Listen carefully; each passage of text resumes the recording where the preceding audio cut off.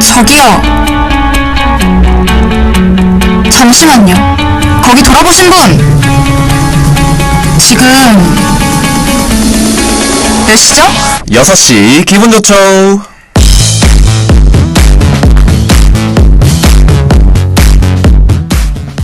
영화 한 편 보고 싶어지는 화요일 저녁, 지금부터 6시 30분까지 문화대교가 여러분과 함께합니다.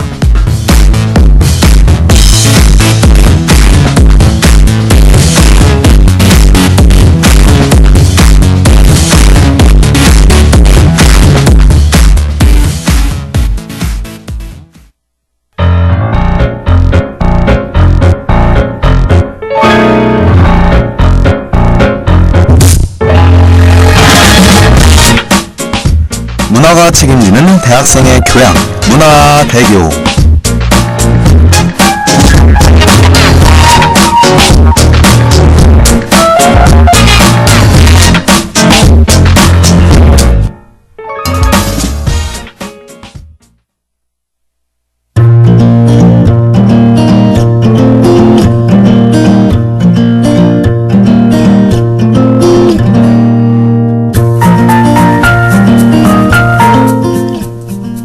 사람의 마음은 쉽게 겁을 먹어. 그래서 속여줄 필요가 있지. 큰 문제에 부딪히면 가슴에 손을 얹고 얘기하는 거야. All is well, all is well.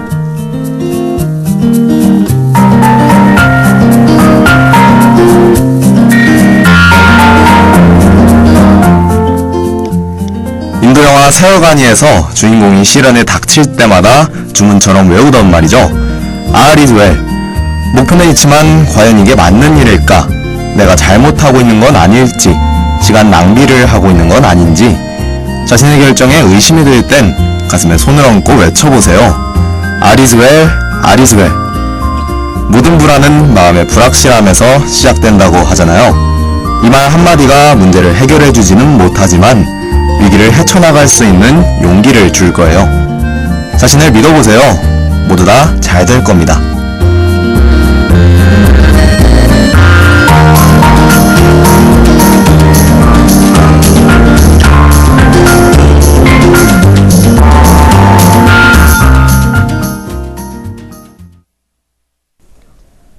영화 보고 싶은 화요일, 아나운서 이준희 씨와 함께합니다. 네, 안녕하세요. 네, 첫 번째로 극장가의 한 주간 소식들을 살펴볼 시간입니다. 이번 주 기대작이라고 할 만한 개봉 예정작들은 무엇이 있죠? 비수기 극장가의 새바람을 일으킬 신작 영화들, DC 히어로 영화 저스티스 리그가 34.2%의 예매율로 1위, 7호실이 15.2%로 2위에 올랐습니다. 그럼 우선 마블의 어벤져스 시리즈의 아성에 도전하는 영화 DC 저스티스 리그부터 만나볼까요?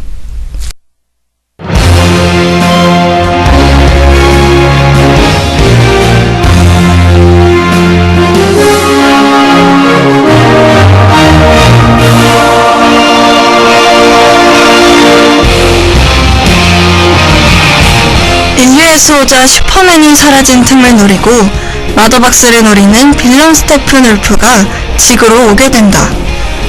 이에 맞서 배트맨을 중심으로 원더우먼, 아쿠아맨, 사이보그, 플래시가 저스티스 리그라는 팀을 꾸리게 된다. 지구의 운명을 건 전투에서 슈퍼히어로들은 스테픈 울프로부터 마더박스를 지켜낼 수 있을까?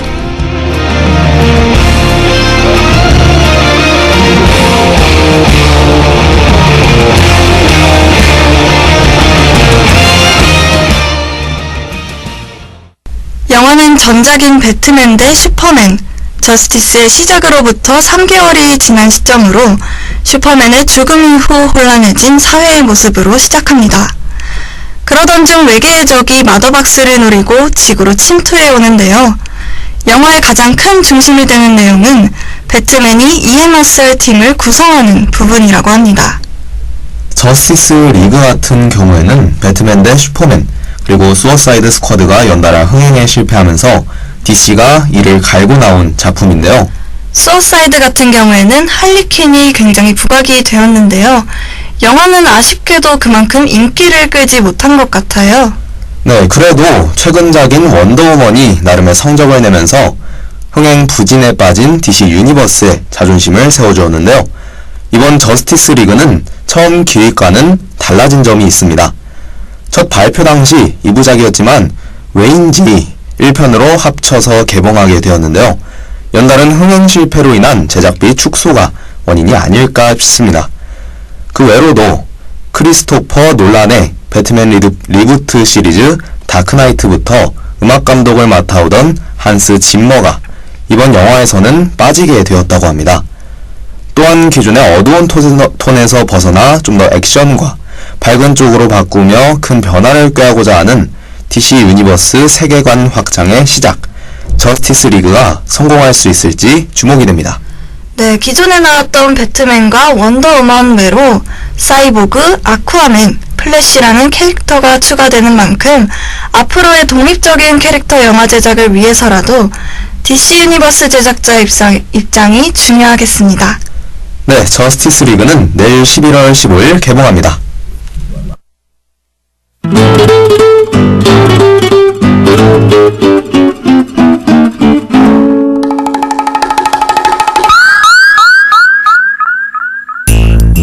서울에 망해가는 DVD방 사장 두식, 그리고 학자금을 갚으려 그곳에서 일하는 알바생 태정. 팔리지도 않던 가게에 매수자가 나타난 어느 날 예상치 못한 사고로 두식은 시체를 치료실에 숨기게 됩니다. 알바생 태정은 빚을 갚아준다는 조건으로 치료실에 마약을 숨겨주게 되죠. 계약서에 도장 찍을 때까지 3일, 마약을 꺼내기 위해 문을 열어야 하는 알바생 태정과 가게를 넘기기 전까지 시체를 숨겨야만 하는 사장 두식. 꼬여가는 상황에서 벗어나기 위해 고군분투하는 두 남자의 열혈 생존극 치료실입니다.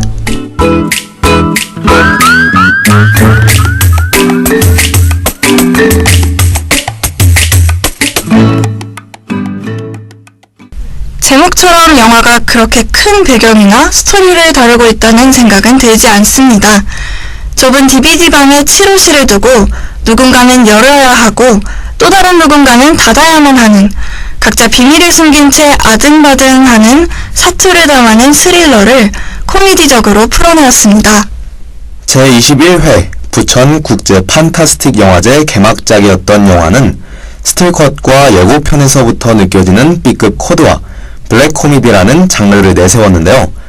망해가는 DVD방의 사장인 두식은 자영업자의 삶을, 학자금 대출에 시달리는 알바생 태정은 청년의 삶을 비추는데 이 모두 만만치 않다는 것을 보여줍니다.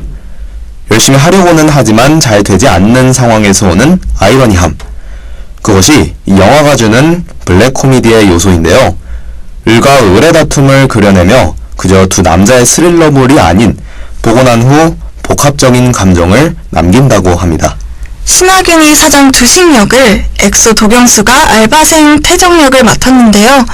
이제는 아이돌에서 벗어나 어엿한 20대 젊은 배우로 성장하고 있는 도경수와 올레, 빅매치 등 계속 자신과 맞지 않는 캐릭터를 연기해오다 이제야 자신에 어울리는 캐릭터를 만난 듯한 신하균. 광기와 능청스러움을 담아내는 신하균과 차분하게 인물의 감정을 전달하는 도경수. 두 배우의 연기 호흡이 기대가 됩니다. 저스티스 리그와 마찬가지로 내일 15일에 개봉합니다. 블록버스터와 블랙 코미디라는 서로 다른 매력을 지닌 두 영화. 각자의 취향에 맞춰서 골라보는 것도 재미 중 하나겠죠? 그럼 오늘의 영화 소개 전에 잠시 노래 먼저 듣고 올게요. 오늘의 영화 시간입니다. 저번 방송에서는 슈퍼히어로물의 대표작 마블 시네마틱 유니버스의 캡틴 아메리카 시빌워로 이야기 나눠봤는데요. 오늘은 말이죠, 저스티스 리그의 개봉도 얼마 남지 않은 만큼 DC 코믹스의 영화 한 편을 가져와 봤습니다.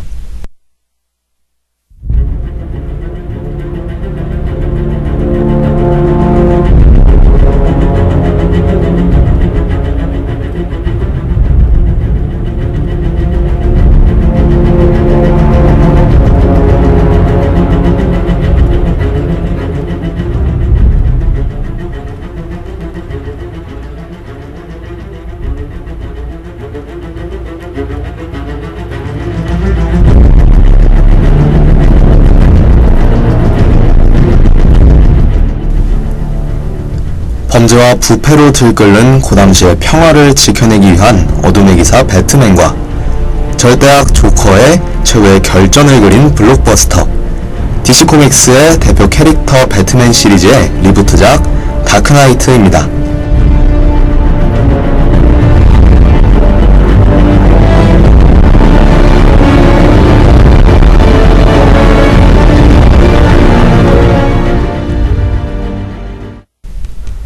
다크나이트 시리즈 같은 경우에는 이번에 나오는 저스티스 리그와는 완전 별개의 이야기라고 봐도 무방한데요. 크리스토퍼 놀란 감독이 메가폰을 잡아 보다 현실성 있는 캐릭터를 가진 슈퍼히어로 영화를 탄생시켰습니다. 자신의 정체성을 고민하고 한 가지로만 해석될 수 없는 입체적인 캐릭터를 구축해내어 슈퍼히어로 영화의 새로운 기준을 제시하였습니다. 기존의 슈퍼히어로 영화들 같은 경우에는 무력으로 악의 무리를 처단하며 절대적 선으로 정당성을 부여받는 전개였다면, 다크나이트에서는 주인공인 배트맨이 자기 자신의 행동이 정의라는 이름 아래 인정받을 수 있는가에 대한 고뇌를 반복하며 내면의 갈등을 그려냅니다. 다크나이트, 말 그대로 어둠의 기사인데요.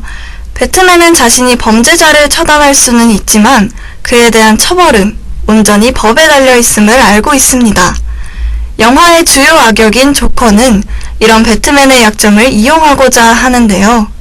자유와 신념 사이에서 고뇌하는 배트맨을 바닥으로 끌어내리기 위해 둘 중 하나만을 선택할 수밖에 없는 상황으로 내몬니다. 단순한 액션을 넘어선 현재의 자유주의를 표방하는 미국에 대해 회의적인 태도와 철학적인 고민을 제시하는 것이 이 영화의 가장 큰 장점이 아닐까 싶습니다. 재개봉에도 많은 관객들을 동원하며 슈퍼히어로물의 역대작으로 평가받는 다크나이트 시리즈, 블록버스터의 장엄함과 영웅의 진지한 고뇌를 느끼고 싶다면 강력 추천드립니다.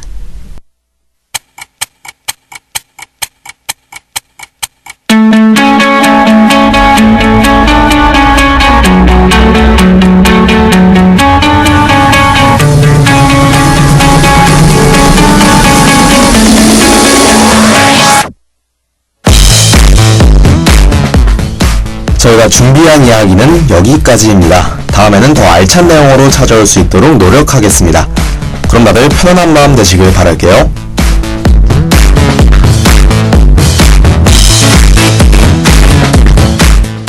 지금까지 제작 김상민, 기술 김민준, 진행의 이주미, 김민찬이었습니다.